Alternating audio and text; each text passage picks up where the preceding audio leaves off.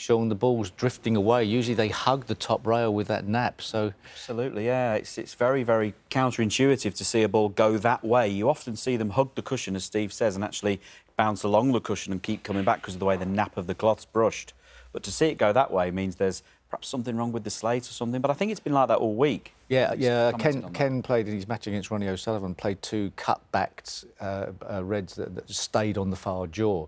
And it's a lot harder to pot balls along the top cushion when it's going that way. So it's not a criticism of the table, like in as much as it's not exactly level, but it's so tough to keep a table level. But the margins are so small.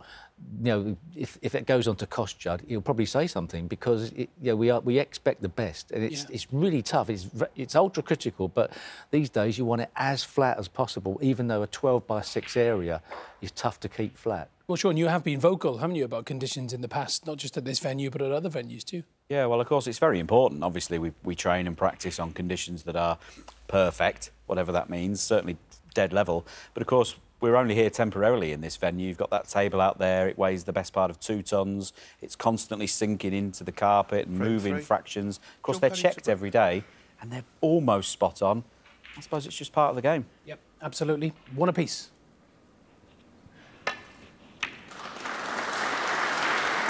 So Joe gets the 3rd frame underway. And, you know, people watching this, just watch it again. They always say, oh, the tables these professionals play on, the pockets are much bigger than the club tables. That shot summed it all up in one. The players are got used to playing on tight pockets, Alan. They're so good. Exactly. Yeah, I get tired of even arguing with people that say these pockets are big. It's a load of old cobblers. It really is. Oh, what a shot that was by Judd.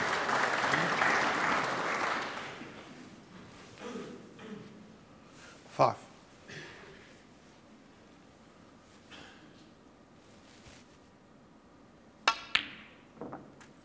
Six.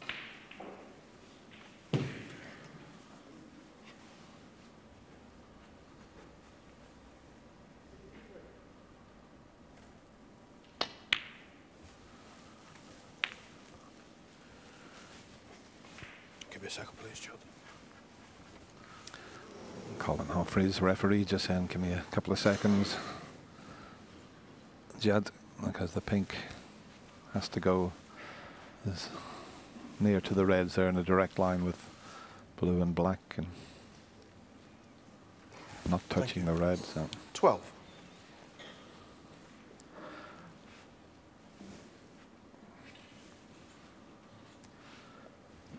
Once again, similar to the first frame, the pink has got itself tied up, the black's a bit awkward. If the one red above the black goes, it might help the situation, but once again, he's got an angle on the blue. If he wishes to go into the bunch, he could free the pink, reds, and possibly the black as well. Just to pay, he doesn't have to go into them, but he's played for the red that I mentioned. In fact, it's bounced a bit too far, but he has 18. the other as an alternate. But a fraction nearer, he could have potted the one closest to the black and just nudged the other one out of the way.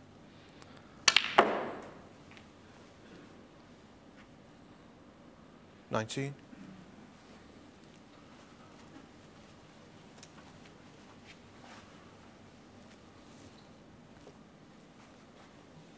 Brown ball.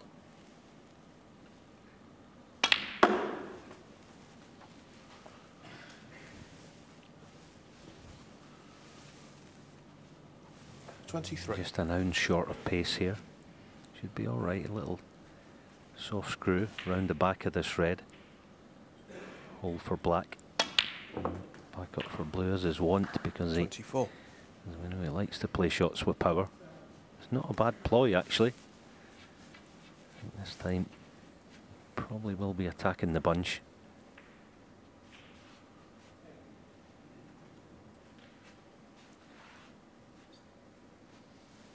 The good thing here is I don't think the in-off's on to the right corner, because the apex red's to the left of the pink spot. That is just, what a shot that is. He's just Still on a red, but not easy. Then cut back. 29.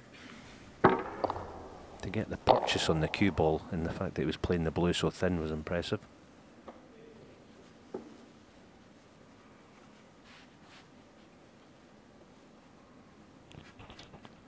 But as you mentioned, Alan, it's quite a thin snick.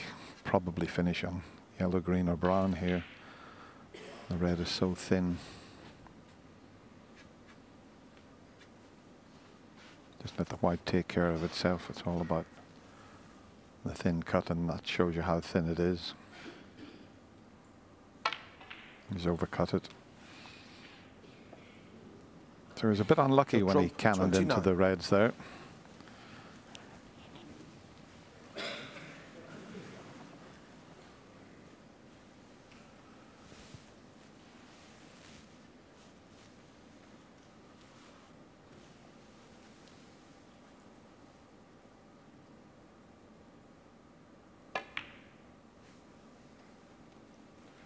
One.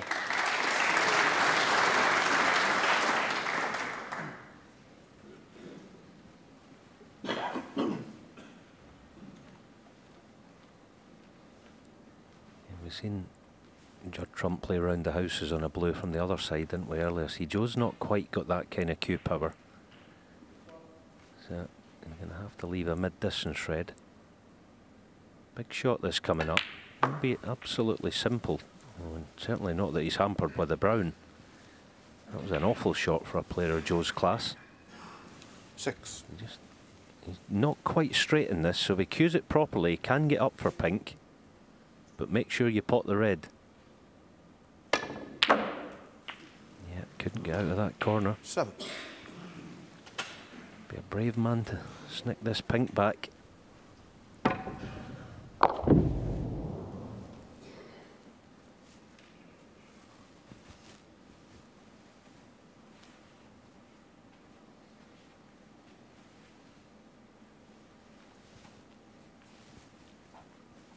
Saying as well at the top of the show today that it's a step up in class in terms of Joe's opponent, and you're seeing it here.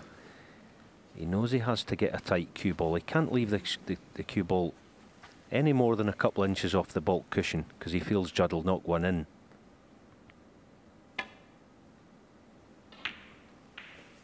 Joe Perry, 7.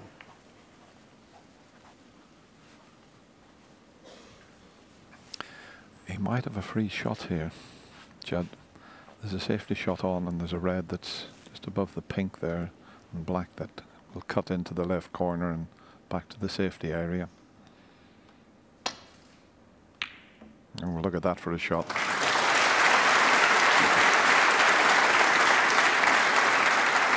And that's an indication of when you play safe against this player, it's got to be safe. Yeah, that's the examination paper that Joe's facing today. As I say, you leave the cue ball in the open at all, and this boy can pot anything. I've said this before, but he pots balls better than your granny makes soup, does Judd Trump. 5. That was a beauty, that long red.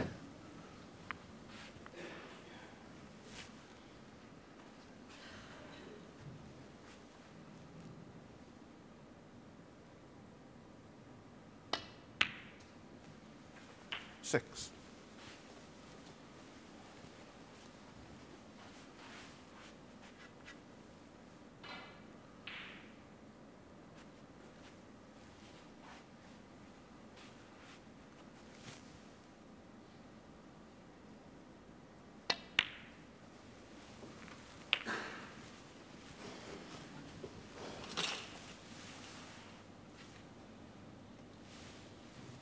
Twelve.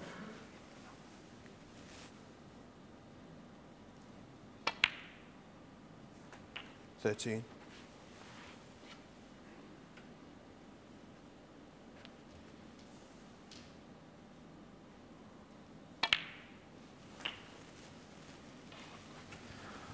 Well, he won the opening frame off a fantastic long red, and the one he chipped in was even more difficult than that.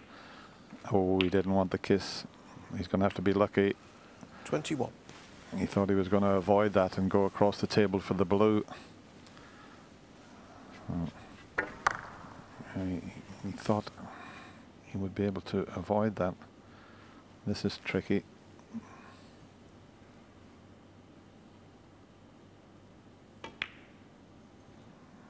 No. Joe Trump, 21. So a chance for Joe to get right back into this third frame. Awkward bridging there. You can get a little trace of unwanted side on that, and it can cause you to miss the pot. You can bet your bottom dollar that Joe Perry will already have seen pink to release that red on the cushion, should he get high enough on it.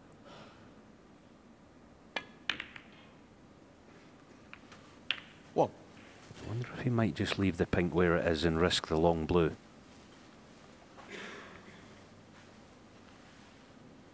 Yeah, looking for something more certain, so.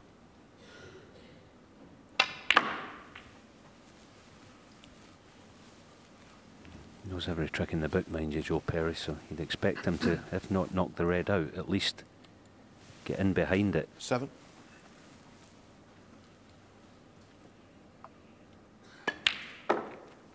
Eight.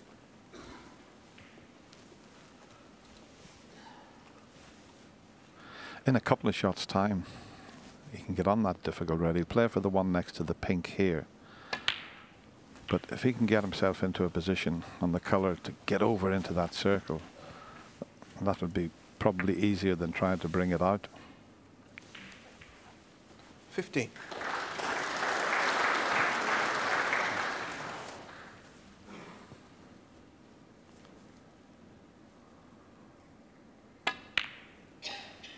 I still might be able to get into the circle that I had up from the pink here. I don't know if he can move the red. That would be even better. Let's see. He might be able to move the red. No, he's played for the circle I had up, and he's just gone a little bit too far. That means he's going to have to get the extension on the rest and cue out, I think. I don't think he can reach round. It's a bit of a stretch, this. Might just be able to. Oh, that's a bit uncomfortable, that. So just that fraction has made it that much more difficult.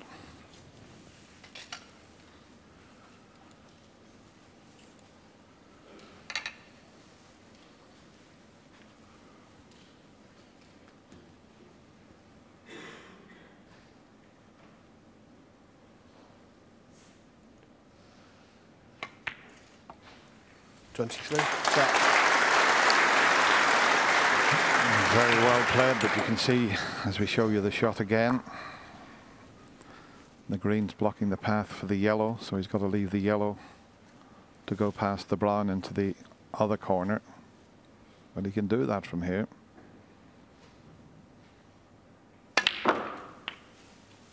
Coming up a bit short though.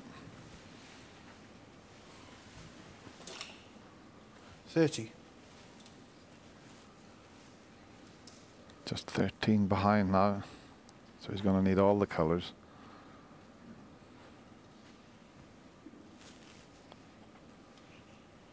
Yeah, the only thing with taking the pot on here, it's hard to see him getting on the green. Certainly not to the pocket that it's near, the yellow pocket.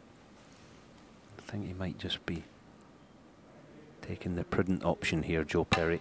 Yeah. Joe Perry, 30. Well, he didn't play a particularly good shot there. And this yellow is similar to the red that Judd chipped into the opposite corner not that long ago. He'll have another go at cutting this in.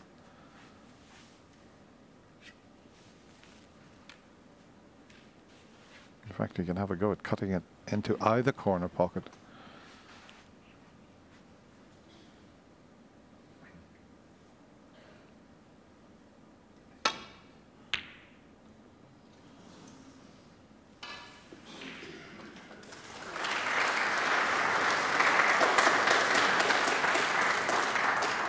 Judd needs the yellow, green and brown.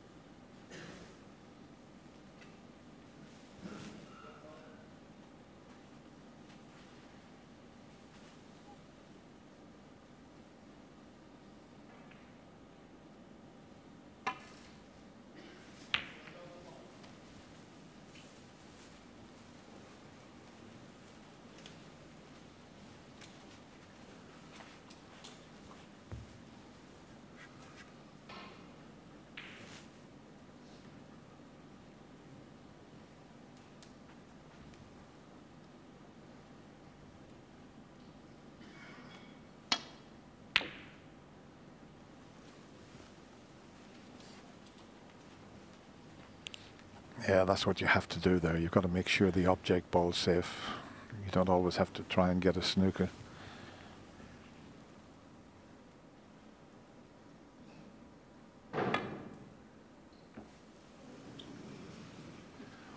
Wow, that was a thin one.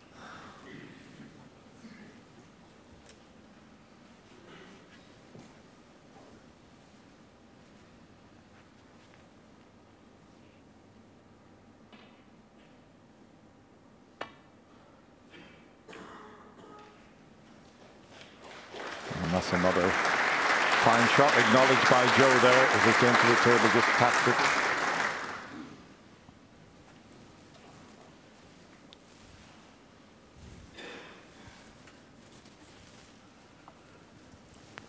I think he can get past the green if he comes off the side cushion just below the middle pocket, but you never know where you're going to knock the balls if you get out of a snooker like this. You just got to hope for the best. And he certainly hasn't had the best, but that's the result of the good shot that Judd previously played.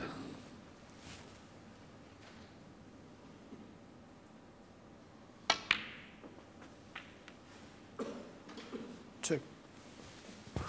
It's absolutely spot on. Just green and brown needed.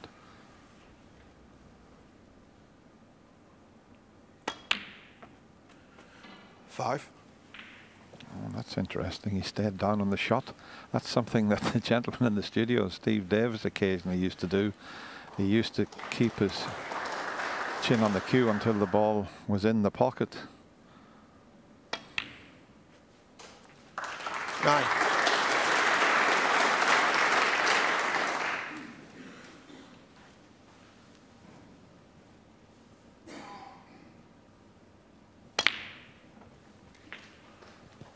$14. It's been a very entertaining 3 frames. He's not going to bother with the black. 20 in the frame. No big breaks in this frame, but some fine snooker from both players. But it's Judd Trump who takes the frame, and he now leads 2-1.